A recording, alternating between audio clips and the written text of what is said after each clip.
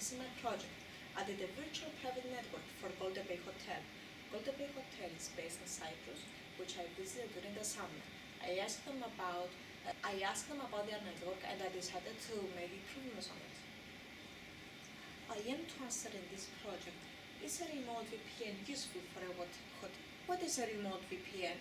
A remote VPN is the access to the network of the organization through the internet service. It is used mainly because of the security it provides, since it is a virtual point-to-point communication.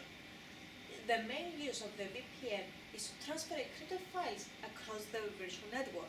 The VPN acts as a tunnel across the network, which carries encrypted packets. This is my network diagram. You can see I have two different test network diagrams. This is my network diagram. As you can see, I have two test network diagrams in which the first server has a PPTP and L2TP VPNs. The PPTP is a password encryption and the L2TP is an IPsec encryption. The second diagram is about an RSA, which is a certificate about the user and the server as well. The Strokes one uses an IPsec encryption. These are my high-level requirements. In the PPTP VPN, I spent 4 hours on configuring and making it work, and also making it compatible for Android devices. In the L2TP VPN, I spent 30 hours on configuring and making the available on Android devices, but my IPsec folder was IPsec config file was wrong. The RSA for iOS, I tried to make it available for iPhones, but it failed on the configuration because the newest iPhones couldn't have the configuration. The OpenVPN, which I spent 50 hours of working on it, it's a bit tricky for the remote VPN network.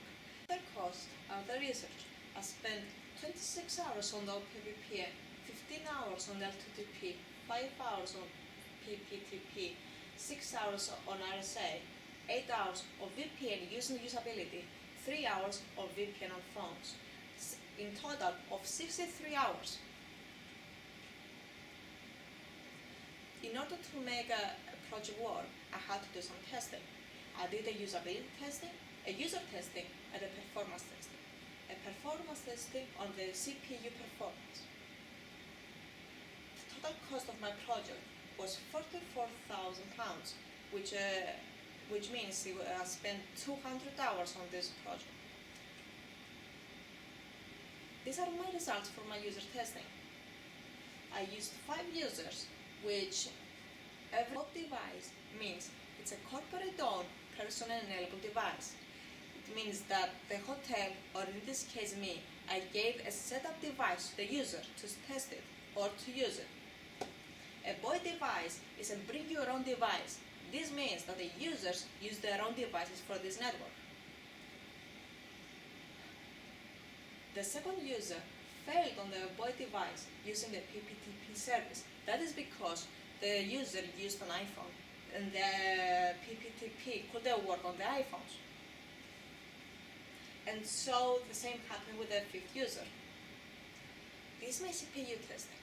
In this testing, I used both of my servers, which the first server contained the L2TP and the PPTP service, and the server 2 contained the Strokes one and the RSA service. The server 1, which means that the L2TP and the PPT service use much more CPU power than the other services. Let's carry on with my project demonstration. This is the first network. The first server, which contains the PPTP and the L2TP. The client is a file server which contains some important certificates for the VPNs. This is the server where now I'm getting to the PPTPD config file.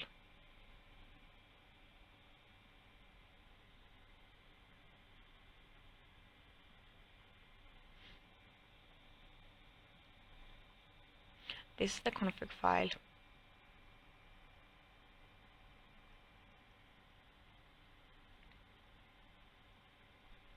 There is the IP address of my server and the addresses that I want my clients to have.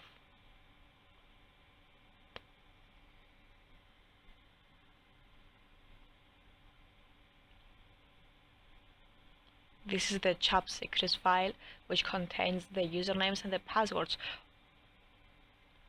to gain access to the network.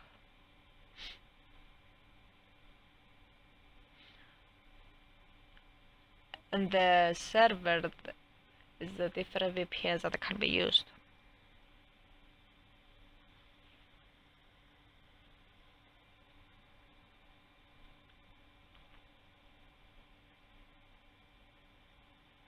This is for the L2TP. I'm gaining access to the IPsec config file.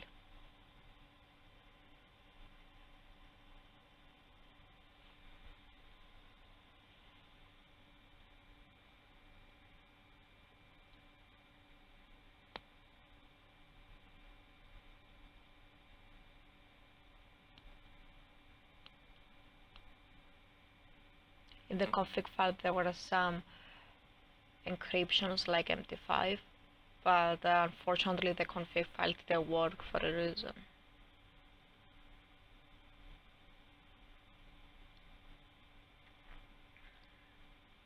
This is the IPsec VPN. It contains the commands for IPv4,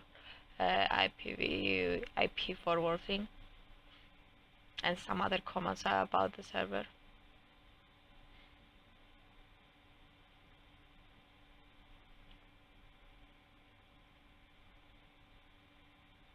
This is the router.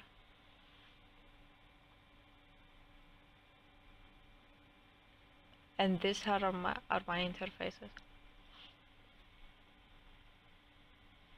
This is the interface of my access point, which is directly connected with my router.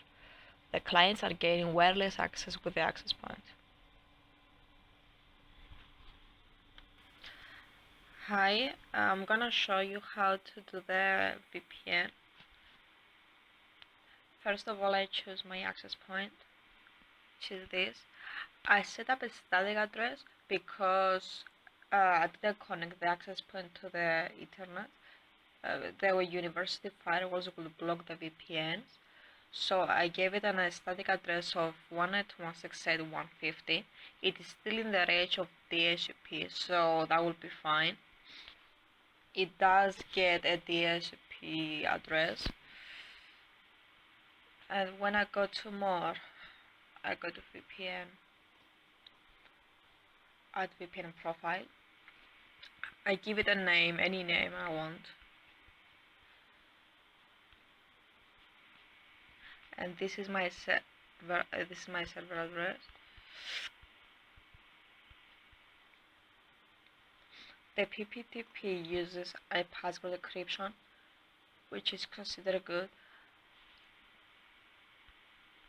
The username that I edited in the config file of the PPTP, and the password that I used. We'll wait for a while. And it is connected. The key at the top, it means that it has a secure connection to the network, which is what we want. And the encryption is the password that we used. This is the second network. My client and the server.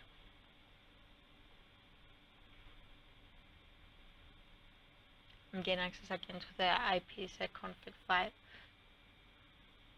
And that's the RSA configured. All the RSA files are in the client. And this is the router with the IP addresses. Advantages and disadvantages of my project. The advantages were that I used only open source operating systems, in this case Ubuntu, and the usability. Another advantage is the usability of the VPNs. The disadvantages of this project was it can be costly for a hotel. and the staff will need training on how to use the VPNs. The security culture is important in this network. My conclusion is the PPTP is better than the other services, like OpenVPN, which is more secure, only took me much more time to configure it and research on it. PPTP used much more CPU power than the other services, but still took longer to configure than the PPTP. I would like to thank you for watching. That was my project.